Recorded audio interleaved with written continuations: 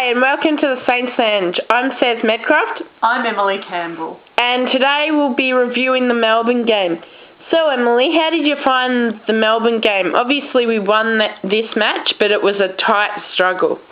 Look, we didn't get off to the best start. I think that we took the Demons a bit too easily because, they hadn't won a game at all.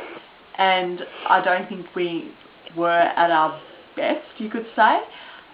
We welcomed back Jason Graham, who we have been missing for a very long time. He's definitely a key midfielder for us. And he didn't let us down. You're right on that, Sarah. He's played a very good game. Sam Gilbert seems to be in all sorts of trouble. He isn't really having a good season. What can we recommend for him to find his form again? I think it's a bit of a confidence issue because the last few years he was brilliant. He was taking a lot of our marks when the ball went towards our back. He was like Sam Fisher, basically, getting all the marks. He could kick from a mile away, and he was also playing in the forward, and he can kick good goals, but I just think this year he's really been out of form. I think maybe he needs to spend time with Sam Fisher, like even Justin Kazitsky or Nick Rewald, one of the senior players, and just have a chat and at training work with one of the boys and like the players that I just mentioned.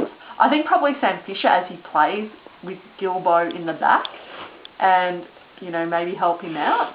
Because, look, we all know what Gilbert is capable of. When he is at, his best, he's just unstoppable. He grabs the marks and Absolutely. He is amazing to watch when he's on song. Absolutely. So I'd like to see Sam Gilbert get back to his normal self at his best, and I'm sure it will happen over the next couple of weeks.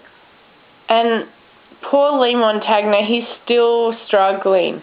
Yeah, look, that game, it wasn't his best game, and even Brenton Goddard, I think, was getting a bit frustrated with some of the decisions, and sometimes he does lose it a bit, and he has to be careful, because you know what the umpires are like towards our players, they lose it, we give away a 50-metre penalty. So my advice to BJ in future is just to calm down and just leave it. Take a deep breath and walk away. Exactly, and just keep fighting and just focus on the game. And I think the big keys out of this game were we really need to back ourselves more and protect each other. There were a few occasions when one of our players got knocked over by a Melbourne player and no one was there to help him out. Yeah, and also it was very slippery and wet, that game, and that put both teams under a lot of pressure. But I think there were times when Melbourne players were on their own and our defence wasn't as good as it should have been. I must say Lenny Hayes was just a star. He kicked... Isn't he brilliant? He kicked a superb goal, and the St Kilda supporters were going crazy because the poor guy, the last few weeks, kicked the ball from a mile away, and it just missed goal, and poor Lenny was so frustrated. He's been trying so hard to get goals. And then that goal, it just went through straight through the middle of the goalpost, and he was so happy. The cheer squad, everyone was just so excited that he got a goal because he'd been trying for the last few weeks. So I think that really lifted his confidence, Lenny, and he's been terrific. We still really need goal kicking practice. Absolutely. I think in that game, it did let us down. We won, which was, the most important thing, but we could have won by a hell of a lot more if, the goal, were accurate. Speaking of goal kicking, I was very impressed with Bo Wilkes. Who came in for Justin Kazitsky's suspension.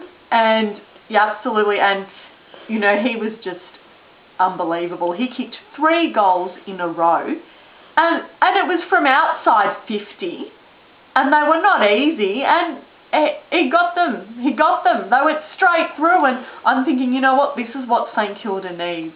We need, to be kicking accurate goals every week. Though the forward line did struggle a lot without Justin Kosicki. I think Cozzy does a great job of taking the pressure off Nick Riewoldt. Oh, absolutely. And I think, look, Cozzy has been, I think, the leading goal kicker for us. Am I right? Yes. And he's, he works well with Nick, and they both help each other out. And, you know, they need to have games where they work together, both of them up forward. And wasn't it great to see Milne finally get his 500th goal? Oh, look, that was just such a beautiful feeling. You know, Milne is just so talented, and, you know, to see the look on his face and all the supporters, it was a special moment for all the Saints, basically, whether it was the players, the supporters. It was just a special moment. But I was quite disappointed with the booing from the Melbourne supporters, as, you know, the Melbourne Football Club and the supporters got together a couple of weeks before, because due to Jim Stein's passing away. The whole football community got behind Melbourne, and I just thought it was a very poor effort, considering we farewelled an absolute champion person, and they couldn't even do the dignified thing and support someone who has kicked over 500 goals and is an absolute champion of our game. Absolutely. I found it was disrespectful, especially after the death of Jimmy Steins. I mean, I thought the Melbourne supporters would have been just a bit more respectful of that, and would have, you know, even just applauded Stevie Milne, because I know, as a fact, if our opposition, you know, one of their players kicked their 500th goal, we would have, you know, been cheering and congratulating, you know, the other supporters that, you know, he kicked his 500th goal. But look, what can you do? I mean, unfortunately, it's over now. But yeah, I'm impressed with Stevie Milne. He's just a legend. Very poor effort, Melbourne. And one thing that it showed by Scotty playing our young guns is that we really are 2 or 3 years behind every other team in the competition, thanks to Ross Lyon. Yeah, look, I agree with you, Sarah, and it's not like Scott is just giving 1 week to a young gun and then dropping the young gun player. Like, for example, Tommy Simkin, you know, he's been playing quite a few games and he's been improving week by week. I remember there were games where he was a bit nervous and wasn't getting in front of his opponent, but he's been fantastic. He's been taking marks and trying and going hard at the ball. And Reece Stanley, he's been playing, but Reece has been injured by the looks of it. Or, no, just hasn't been playing. Sorry, correct me for that. No, not in this one, but... yeah, the young players, even Ahmed Saad and Terry Malira, those players, you know, have been given a fair And go. Tom Ledger has got a few games. Yeah. And Jamie Cripps. Yep. Those players, you know, they've starred and, you know, they are our future at the Saints. Imagine if Jack Stephen and Tom Ledger and all those players had a few more games last year. Imagine how they would be now. Yeah, look, I mean, their time will come, but Jack Stephen has been a star over the last couple of years. You know, he's been playing, you know, in games where we've been playing sides like Geelong and Collingwood, and who have been up there for how many years, and he's been kicking fantastic goals. He goes hard at the ball. He just never gives up, Jack, and I really like him a lot as a player and as a person too.